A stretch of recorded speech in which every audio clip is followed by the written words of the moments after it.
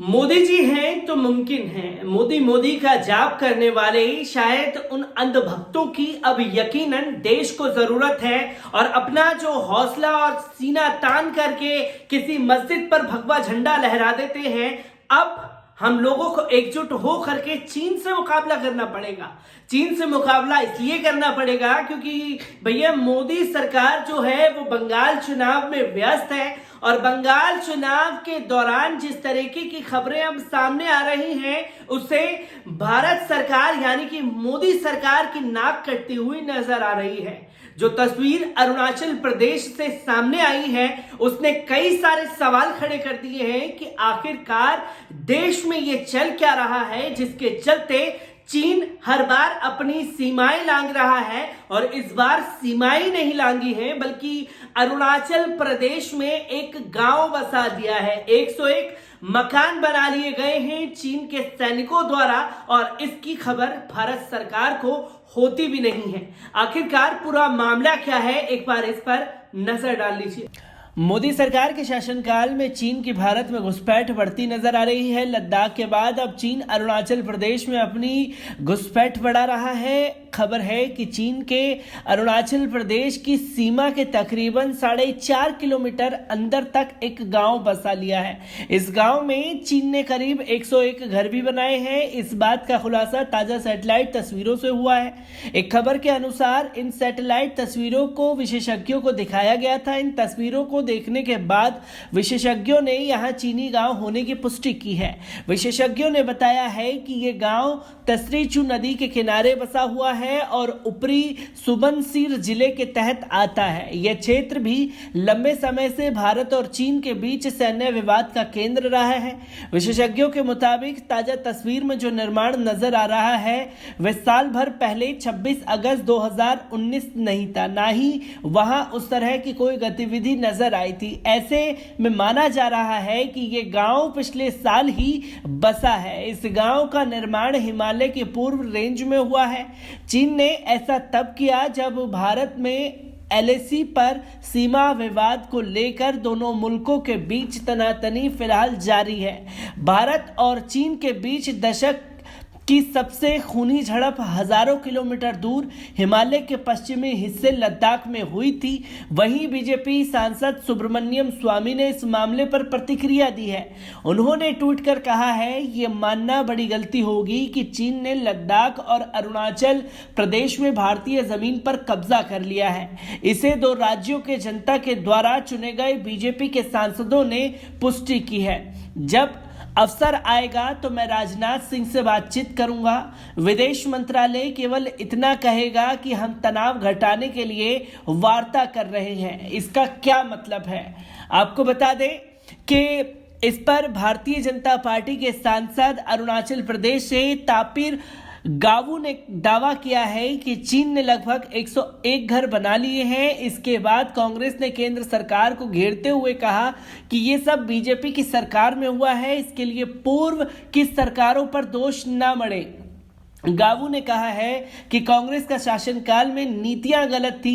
पहले की सरकारों ने चीन की सीमा तक सड़क का निर्माण नहीं किया, इसलिए चीन को वहां निर्माण करने का मौका मिल जाता है। नए गांवों का निर्माण कोई नहीं बताता, ये सब कांग्रेस के समय से होने लगा था। उन्होंने कहा कि 80 के दशक से चीन सड़क बना रहा है। लांगजू से माजा रोड तक सड़क बन गई है। ये सब राजीव गांधी के शासनकाल में हुआ था। त्वांग में समदोरंग वैली पर चीन ने कब्जा कर लिया था। उस समय के आर्मी चीफ ने जवाब देने का विचार किया तो राजीव गांधी ने उन्हें रोक दिया था। गावू ने कहा कि 80 के दशक से ही चीन लगातार कब्जा कर रहा है। उसने बीसा और माजा इलाके में मिलिट्री बेस भी बना लिया है। ये मैकमोहन लाइन के अंदर है। इस मामले में कांग्रेस नेता राहुल गांधी ने मोदी सरकार पर तंज कसते हुए कहा है कि अपना वादा याद करिए, मैं देश नहीं झुकने दूंगा। बीजेपी ने राहुल गांधी के तंज का जवाब देते हुए कहा कि चीन ये कोई नया काम नहीं कर रहा है। विदेश मंत्रालय ने भी इस मामले में बयान जारी कर कहा है कि रिपोर्ट का संज्ञान लिया गया है और कड़ी निगरानी रखी जा रही है। मंत्रालय ने कहा कि चीन LAC के आसपास पहले से ही निर्माण करता रहा है। अब सुदूर इलाके इलाकों तक सड़कों का निर्माण किया जा रहा है। चीन को ऐसा कोई काम नहीं करने दिया जाएगा जिससे देश की अखंडता को नुकसान पहुंचे। तो दोस्तों, आपने देखा कि चीन ने किस तरीके से अरुणाचल प्रदेश में एक पूरा गांव बसा दिया। गांव बसाने के साथ साथ जो तस्वीरें सैटेलाइट के जरिए सामने आई उसने हर किसी को हैरान कर दिया। और जब मोदी सरकार को घेरा जाने लगा, और घेरने वाले कोई और नहीं, जहां इन्हीं के नेतागण सामने आए, जहां सुब्रमण्यम स्वामी ने ही इस सैटेलाइट की तस्वीर आने के बाद सवाल खड़ा कर दिया। और सवाल यह खड़ा किया कि आखिरकार जब भी हम सवाल पूछेंगे तो हमारे रक्षा मंत्रालय की तरफ से ये बयान आता है कि आखिरकार ये आंतरिक मामला है, इसको ज्यादा ना उछाला जाए। आखिरकार आंतरिक मामला कितना उलझा हुआ है जिसे सुलझा नहीं पा रही है मोदी सरकार। जहां चीन ने अरुणाचल प्रदेश पर कब्जा कर लिया, लद्दाख में हमारे सैनिकों को मार रहा है, और मोदी जी की लाल लाल आंखें कहीं नजर नहीं आ रही। और सबसे ज्यादा हैरानगी तब ज्यादा नजर आती है जब गोदी मीडिया पूरी तरीके से चुप्पी इख्तियार कर लेता है। ना ही गोदी मीडिया अब लाल आंखें चीन को दिखा पा रहा है, ना ही अपने वाणी से जो बम छोड़ते हुए नजर आती है गोदी मीडिया के तमाम एंकर, वो भी कहीं नजर नहीं आ रहे हैं। क्योंकि उनको तो इस बात का डर है कि अगर उनकी भी व्हाट्सएप चैट लीक हो गई तो अंजाम कहीं अर्नब वाला ना हो जाए, जिसके चलते दर दर भटक करके अपने आप को छुपाने की कोशिश की जाने लगे।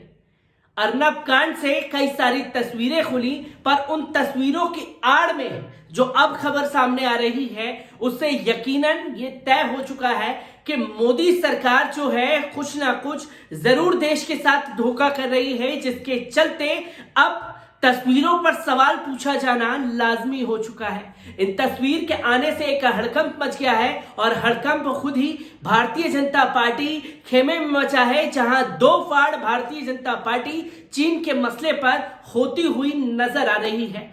चीन को लेकर के आ रही तमाम हर एक अपडेट आप लोगों के साथ साझा करता रहूंगा।